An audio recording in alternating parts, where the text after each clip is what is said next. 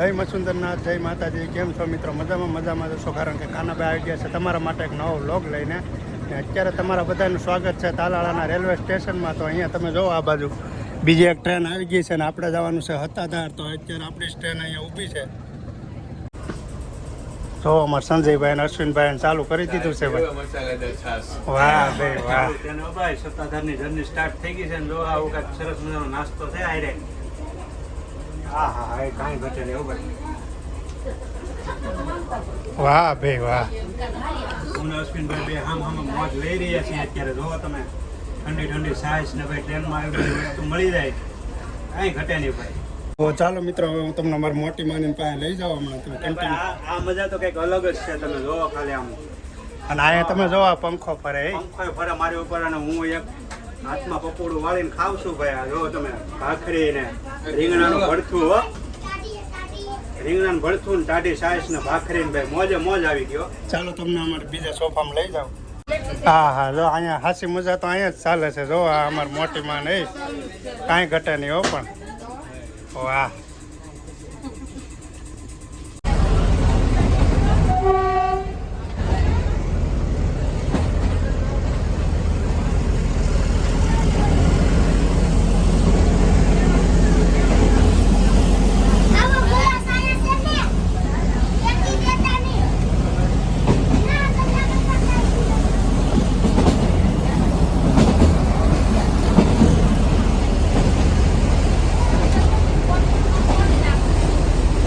તો મિત્રો ફાઇનલી સાસણ ગીર તો આવી જ ગયું હો ભાઈ. હવે એવું લાગે છે કેમ કે ભાઈ એવો માહોલ જ એવો બની ગયો છે સાસણ ગીરનો. વાહ ભાઈ વાહ વાહ. ગીરની આન બાન અને શાન એટલે કે ભાઈ સાસણ ગીર આવી ગયું છે. આ તમે જોવો ખાલી. હાય ભાઈ.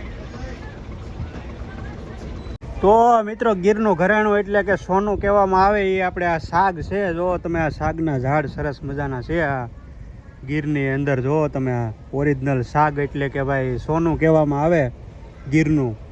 એ આપણે આ શાકના ઝાડ છે. જો તમે સાસણ ગીરમાં સરસ મજાના. તો ફાઇનલી મિત્રો આપણી ગાડી સાસણ ગીરથી અત્યારે સત્તાધાર જવા માટે નીકળી ગઈ છે. અને સાસણ ગીર એટલે કે ભાઈ ગીરની આન બાન અને શાન કહેવામાં આવે છે.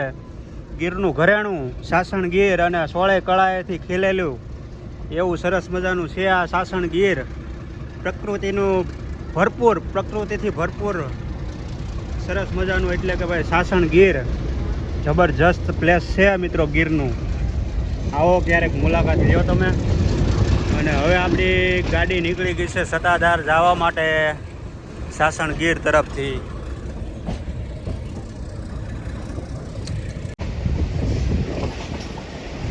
અને ટ્રેનની મુસાફરી કરતા હોય તો તમામ લોકોને એક નમ્ર વિનંતી છે કે પ્લાસ્ટિક ગમે ત્યાં ફેંકવું નહીં જંગલમાં. કેમ કે પ્રકૃતિ છે અને પ્રકૃતિ જ રહેવા દઈએ આપણે તો સારું રહેશે. જંગલનું ધ્યાન આપણે જ રાખવું પડે મિત્રો. એટલે ટ્રેનની મુસાફરી કરતા તમામ લોકોને નમ્ર વિનંતી છે કે પ્લાસ્ટિક ગમે ત્યાં ફેંકવું નહીં તમારે. સોળે કલાએ ખીલી ગયેલું આ ગીરનું દ્રશ્ય તમે જોવો મિત્રો ખાલી, કાંઈ ઘટે નહીં એવું. સાસણ ગીર તો સાસણ ગીર છે હો ભાઈ. સાસણ ગીર નમણા એના નીર હાવજડા હેંજળ પીએ. વાહ ભાઈ વાહ. ઈ આપણી આ ગીર હો ભાઈ. વાહ ભાઈ વાહ. તો માં હતાધાર જવું છે એમને? કેટલી વાર જાવ છો? ત્રીજી વાર છે એમને? અને આ વખતે તો કિશુ ને મોટી માન બે બધા હારે હે? જો આ અમારે કિશુ બેન. હા ભાઈ, અમારે જાંબુની માનતા છે આ વખતે. તો મિત્રો જો અહીંથી અત્યારે અમે હાલીને જાય છીએ હતાધાર. કારણ કે અહીંથી 3 કિલોમીટર જેટલું દૂર થાય છે. પણ જે હાલીને જવાની મજા છે ને એ વાહનમાં ન આવે. કેમ કે આપણે અત્યારે ત્યાં ટ્રેનમાં સફર કરી હતી તો થાકી ગયા, પગને બધું બંધાઈ ગયું. તમને એમ કે અહીંથી થોડુંક આપણે હાલી લઈએ. તો રસ્તામાં જો આવો કંઈક સરસ મજાનો નજારો આવે છે. આંબાજલ નદી.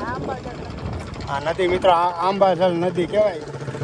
સંતોની ભૂમિ ભાઈ એટલે કે સત્તાધાર ધામ ભાઈ કહેવાય છે ગુજરાતની આન બાન અને શાન.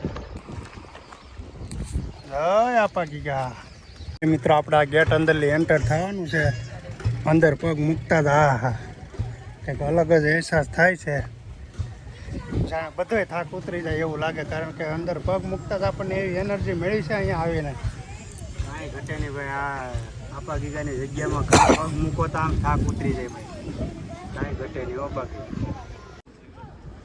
જો મિત્રો અહીંથી ધજાના બધા લોકો દર્શન કરી લેજો.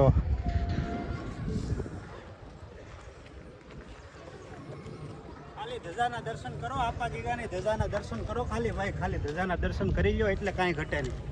ખાલી ધજાના દર્શન કરી લો ને તોય તમે પાવન થઈ જાઓ મિત્ર. અહીંયા આવવાની જરૂર ન પડે. અદ્ભુત આ ધરતીમાં એટલી તાકાત છે, ન પૂછો વાત. અહીંયા પગ મૂકતા જ તમને અનોખો અહેસાસ થાય છે મિત્રો. એવી આ અદ્ભુત જગ્યા છે સત્તાધારની, સંતોની ભૂમિ કહેવાય મિત્રો. મિત્રો હવે જવાનું છે લક્ષ્મણ ઘાટ તરફ. જો અહીંથી રસ્તો છે લક્ષ્મણ ઘાટ તરફ જવાનો. જબરજસ્ત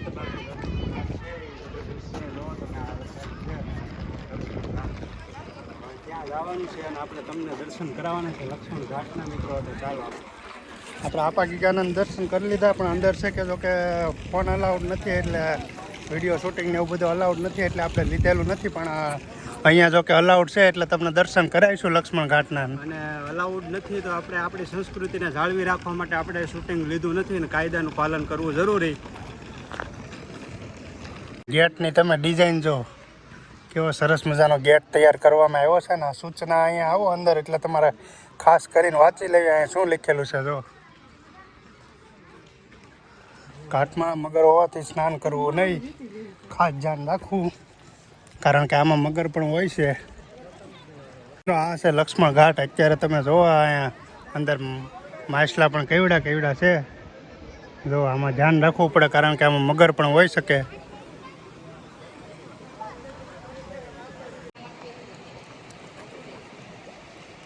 ભાઈ મોજમાં આવી ગયા બાકી કાંઈ ઘટે નહીં. કેવડા મોટા માછલા એ બહુ વિશાળ માછલા છે અને ભાઈ સત્તાધારમાં આપણને આ કામ કરવાનો મોકો મળ્યો એટલે બહુ સારી વાત કહેવાય. આપણે ઉમરા રોટલા બધી ખાય, આપા ગીગાની જગ્યામાં ભાઈ આપણને આવું સરસ મજાનું કાર્ય કરવાનો મોકો મળ્યો.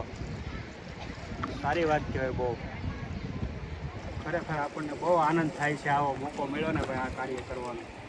તો મિત્રો આ હતું લક્ષ્મણ ઘાટ, જેના તમને દર્શન કરાવ્યા. ને આપણે માછલાને સંજયભાઈએ જે ખવડાવ્યું છે, બહુ સરસ મજાનું કાર્ય કર્યું છે આ જગ્યામાં આવીને. તો હવે આપણે આગળ જઈને જોઈએ કે દર્શન કરીએ પાડાપીરના. તમે કન્ટિન્યુ લોગમાં બનેલા રહેજો. ચાલો તો મિત્રો જો અહીંયા સરસ મજાની પાણીની માણ આપણને જોવા મળી છે. વિશાળ સાત છે, 7 પાણીની માણ છે આમ. અને આમાં જે ઉનાળાના તડકામાં જે ઠંડુ પાણી રહે ને મિત્રો, એવું તમને ફ્રીજમાંય ન જોવા મળે એવી આ માણ છે મિત્રો. અત્યારે અમારા કાનાભાઈ ને કિશુબેન ને અશ્વિનભાઈ જો માણમાંથી પાણી પીવે છે સરસ મજાનું. તો મિત્રો અહીંયા સ્તંભ પણ મૂકવામાં આવેલો છે સત્તાધાર. જોવો તમે, રામાપીર બાપાનો સ્તંભ અહીંયા મૂકવામાં આવેલો છે. દર્શન કરી લેજો. 2 સ્તંભ છે મિત્રો. જો વાહ ભાઈ વાહ. જય રામાપીર કોમેન્ટમાં લખી નાખજો મિત્રો. અહીંયા મિત્રો દિવાલમાં સરસ મજાની પેન્ટિંગ પણ કરેલી છે. વૃક્ષો બચાવો. જો જબરજસ્ત સંદેશ છે અહીંયા. આ પાછળ જે છે તે ગૌશાળા છે અને અહીંયા બીજું ચિત્ર છે તે બેટી બચાવો. જબરજસ્ત દિવાલમાં પેન્ટિંગ કરેલી છે, કાંઈ ઘટે નહીં એવી સરસ મજાની. જોવો તમે ખાલી. આખા વિશ્વમાં એક જ પશુ એવું છે જે પૂજાય છે, એ આપણે પાડાપીર છે. જે મુંબઈ કતલખાને કેટલી વાર મોકલવામાં આવ્યા હતા અને કેટલી કડતાલો ભાંગી નાખી છે, અને છેવટે એની સમાધિ સ્થાન અહીંયા છે મિત્રો. તો આપણે પાડાપીરના દર્શન કરી લઈએ. આવો અહીં મુંબઈના કતલખાનેથી ભાઈ પાછા આવેલા એ આપણે આ પાડાપીર છે ભાઈ. કેટલી કતારું ભાંગી નાખી કાં, તોય છતાંય કાંઈ થયું નહીં પાડાપીરને. એ આપણે આ પાડાપીર છે, જેની સમાધિ તમને અહીંયા સત્તાધાર ધામની અંદર જોવા મળી જશે મિત્રો. અને તમે ક્યારેક આવો તો દર્શન કરજો અહીંયા પાડાપીરના. આ કોઈ સામાન્ય પ્રાણી નથી મિત્રો. આ એક દેવ મુનિ પાડાપીર તરીકે પૂજાય છે. એ આ સમાધિ છે પાડાપીરની.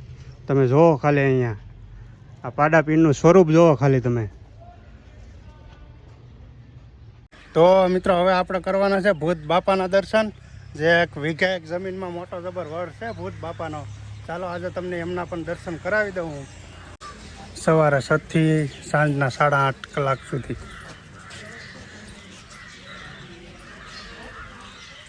ઓહો, જુઓ તો ખરી મિત્રો, કવડી મોટી જબર જગ્યા છે ભૂત બાપાની.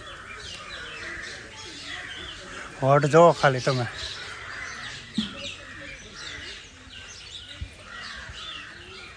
જો નારિયેળ ફોડવાનું છે અહીંયા. શ્રીફળ લાવો તો અહીંયા ફોડી નાખવાનું.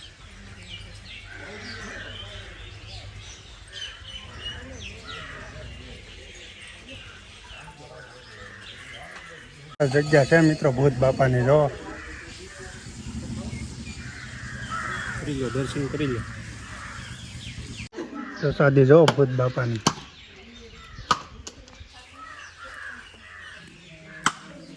જય ભૂત બાપા. સરકાર હો.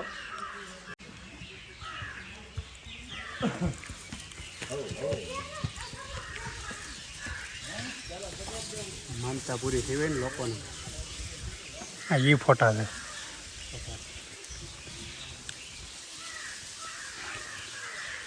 આવો વડ તો તમે ક્યાંય નહીં જોયો હોય. વિશાળ છે ભૂત બાપાનો વડ, એટલે ભાઈ વખણાવ છે, નામ છે. સત્તાધારમાં આવો તો આ જગ્યાની ખાસ કરીને મુલાકાત લેજો.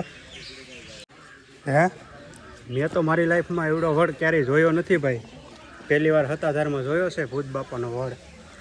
મેં નથી જોયો મિત્રો, અને તમે કોઈ જોયો હોય તો કોમેન્ટ કરી દેજો એવડો મોટો વડ. અમે જો કે જોયો નથી. તો સત્તાધાર આવો તો અવશ્ય દર્શન કરજો ને મુલાકાત લેજો આ જગ્યાની. ભૂત બાપાના વડની અવશ્ય મુલાકાત લેજો ને દર્શન કરજો. તમારી તમામ મનોકામના પૂરી થાય તો જ બકે ભાઈ. અમે તો અહીં 3જી વખત આવ્યા છે. બહુ સરસ મજાની જગ્યા છે. આવો તો દર્શન કરજો બધા ભૂત બાપાના. ચાલો તો બધાને જય માતાજી.